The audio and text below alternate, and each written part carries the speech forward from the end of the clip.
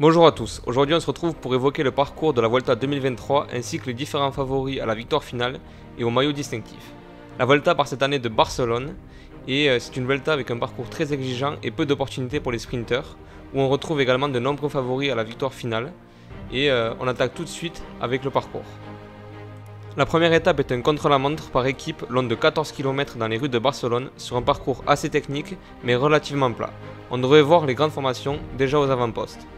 La deuxième étape entre Mataró et Barcelone offrira une première chance de victoire aux punchers ou aux sprinters passant bien les bosses, car c'est une étape assez difficile sur le papier avec un final en faux plat montant. Dès le lundi, les coureurs attaqueront la montagne avec une arrivée dans la station d'Arensal à Andorre, avec deux ascensions particulièrement difficiles en fin de parcours, ce qui permettra de voir qui est déjà en forme ou non sur cette Volta 2023. Le lendemain, les coureurs partiront d'Andorre-la-Vieille en direction de Tarragone, où les sprinters auront de fortes chances de s'imposer malgré deux difficultés dans la dernière partie du parcours. L'étape 5 ressemble en tout point à celle de la veille et reliera les villes de Morella à Burriana avec près de 186 km de course et sûrement un sprint à l'arrivée. La sixième étape marquera la fin du bon temps pour les sprinters avec une nouvelle arrivée au sommet de l'observatoire de Javalambre, longue de 11 km à 8% avec des passages dépassant les 16%, une nouvelle occasion pour les prétendants au général. L'étape 7 sera la dernière occasion de cette première semaine pour les sprinters avec une étape sans difficulté longue de 200 km et arrivant à Oliva.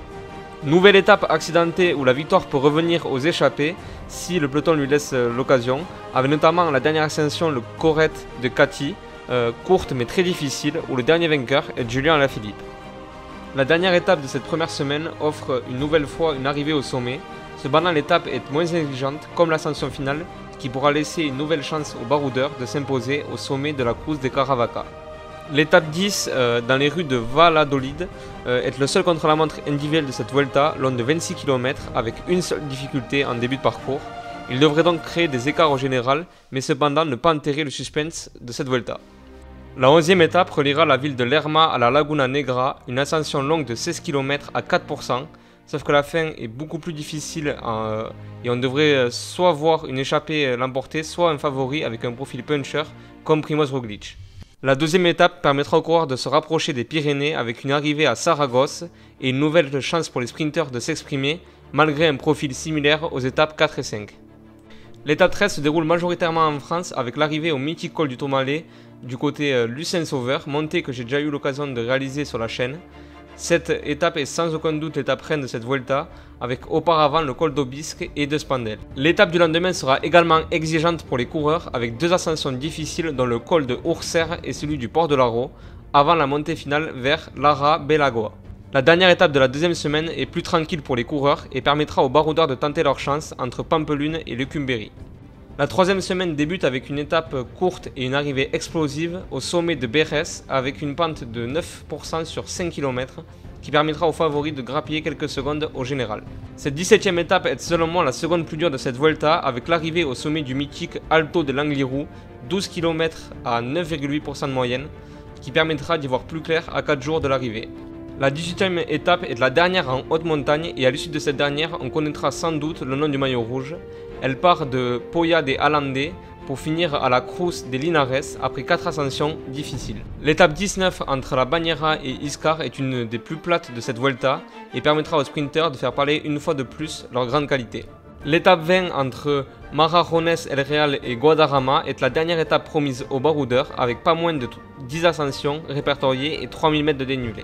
La dernière étape de cette Volta sera un défilé dans les rues de Madrid avant un sprint, un peu à l'image de la dernière étape du Tour de France. On passe désormais au pronostic de cette Volta et on attaque tout d'abord avec le maillot rouge. Pour ma part, il est difficile de dire quel coureur gagnera à la fin, car selon moi, il y a 4 coureurs qui en sont capables. Il y a Primož Roglič, Jonas Vingegaard, Remco Evenepoel et Juan Ayuso. Les deux premiers peuvent faire un doublé soit Giro Volta, soit Tour de France Volta.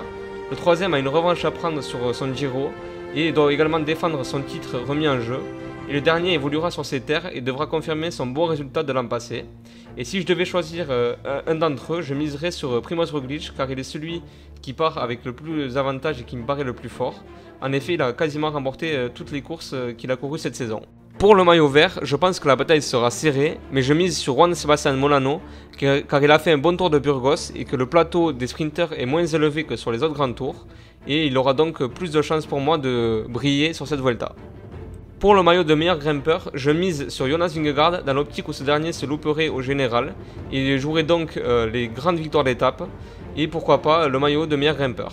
Pour le maillot de meilleur jeune, je pense que le duel sera serré entre Remco Evenepoel et Juan Ayuso, mais si Remco Evenepoel craque au général, il y a de grandes chances pour que ce maillot revienne à Juan Ayuso et c'est pourquoi je le choisis. Pour la meilleure équipe, je pense que ça sera sans aucun doute la Jumbo-Visma au vu des 2 précédents grands tours et des personnes qu'ils ont alignées sur cette Vuelta. Sur ce, la vidéo touche à sa fin, je vous remercie de l'avoir suivi et je vous dis à très bientôt pour une nouvelle vidéo. Bye bye!